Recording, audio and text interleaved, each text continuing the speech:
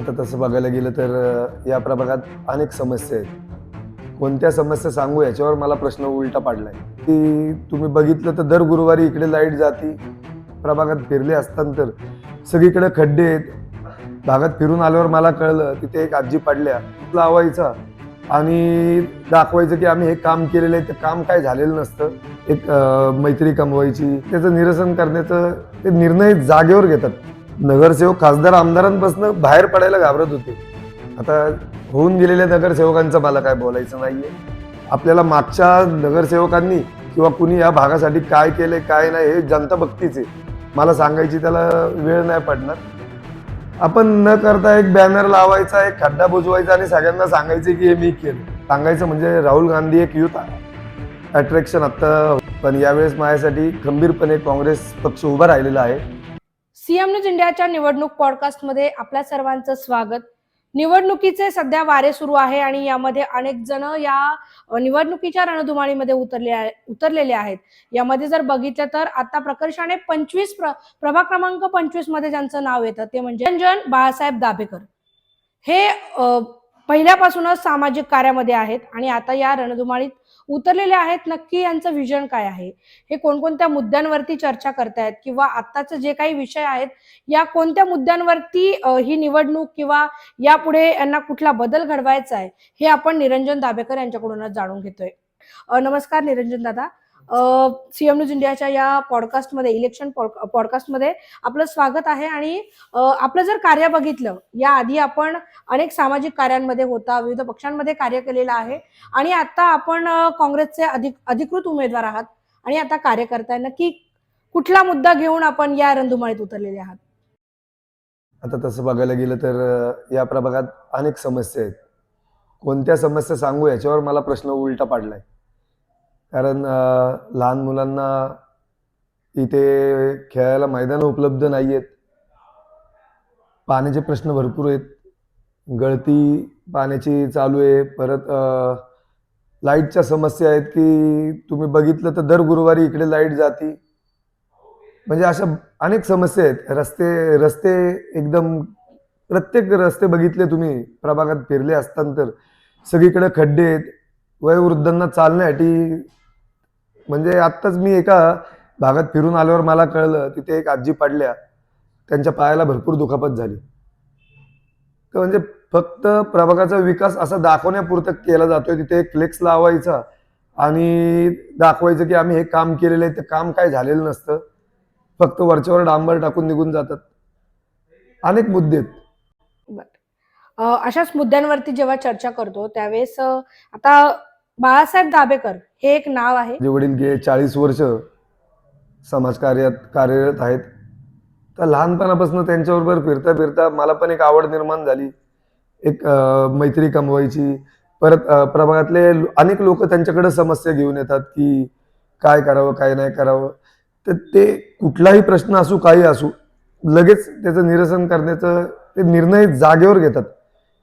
कुठलंही पद नसताना सर्वपक्षीय लोक इथे बसून एकत्र गप्पा गोष्टी करतात आणि तिथनं लगेच मार्ग काढतात. ते यातनं अनेक असं त्यांनी सामाजिक कार्यात म्हणजे करोना काळात तर तुम्ही बघितलं असेल की किती संकट आली होती, की नगरसेवक खासदार आमदारांपासून बाहेर पडायला घाबरत होते. सर्वसामान्य माणसाने करायचं काय, जनतेने करायचं काय. त्यांच्यासाठी आपण ॲम्ब्युलन्स सेवा असतील, अन्नदान असेल, म्हणजे अन्नदान तर आपलं दोन्ही टाईम चालू होतं. परत वैद्यकीय मदत किट असतील. अनेक प्रश्न होते त्यावेळेस. तर इतकं भीतीदायक वातावरण होतं की आपण घराबाहेर पडायला पण घाबरत होतो. त्या ह्याच्यात आमच्या सर्व मित्रमंडळींनी, मंडळाच्या कार्यकर्त्यांनी, सभासदांनी सर्वांनी एकत्रित मिळून हे कार्य पार पाडलं. याची प्रेरणा आम्हाला आमच्या वडिलांकडून मिळाली. तेच आम्ही पुढे चालू ठेवलेलं आहे. असे महत्वाचे कुठले मुद्दे की त्या मुद्द्यांवरती आपल्याला कामच करायचं? प्रथमतः तर रस्ते. दुसरी गोष्ट तुम्हाला सांगतो, छोटी छोटी उद्याने असतील. आरोग्य शिबिर हे महिन्याच्या महिन्याला चालू राहिले पाहिजेत प्रभागात. प्रत्येक बागेच्या बाहेर एक म्हणजे आरोग्य शिबिर हे 15 किंवा 1 महिन्याला झालंच पाहिजे. प्रथमतः तर महिला सुरक्षेचा मुद्दा आपण घेतला पाहिजे, कारण तो खरं गरजेचा आहे आता.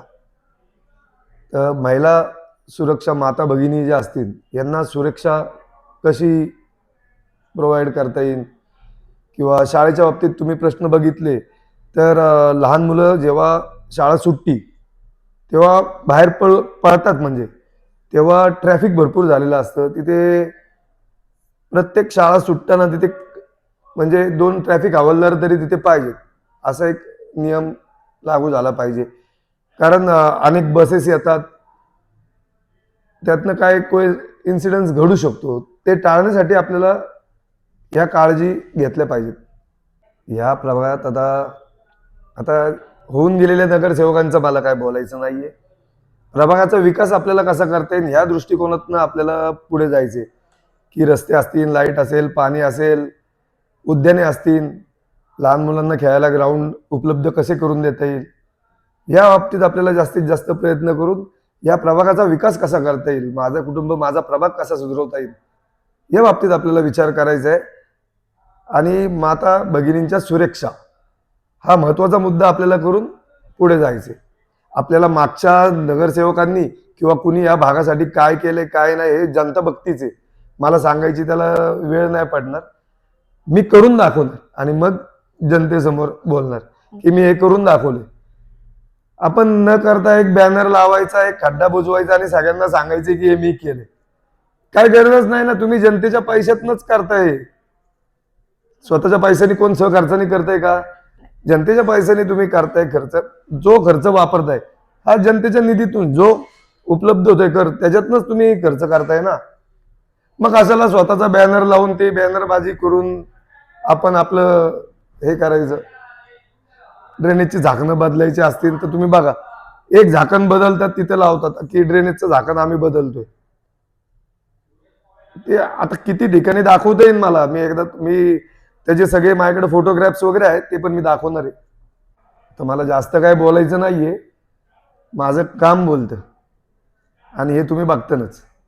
आता काँग्रेसचा इतिहास फार जुना आहे, एक परंपरा आहे आणि विचारधारा पण चांगली आहे. जुन्या लोकांना सगळं ते कळलेलं आहे. आता नवीन पिढीला थोडा कळायला वेळ लागतोय. तर सांगायचं म्हणजे राहुल गांधी एक युथ अट्रॅक्शन आता होत चाललंय. भारत जोडो यात्रा बघितली असेल तुम्ही तर ते म्हणजे आज अख्ख्या भारतात नाही तर वर्ल्डमध्ये फेमस झालेले. आणि अशा युथला प्रोत्साहित करणं म्हणजे आम्हाला जास्त म्हणजे त्याच्यात की कसं पुढे जाता येईल आणि कार्य चांगलं करता येईल हे प्रयत्न आमचे चालू आहेत. मी काम करत आलोय, काम करतच राहणार, पक्ष कोणताही असो.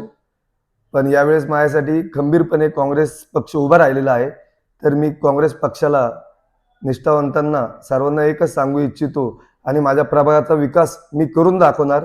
आणि करून दाखवल्यावर जे काँग्रेस पक्ष आणि मला माता भगिनींची मला थाप मिळेल एवढीच मी आशा बाळगतो. आपली रजा घेतो. जय हिंद, जय महाराष्ट्र.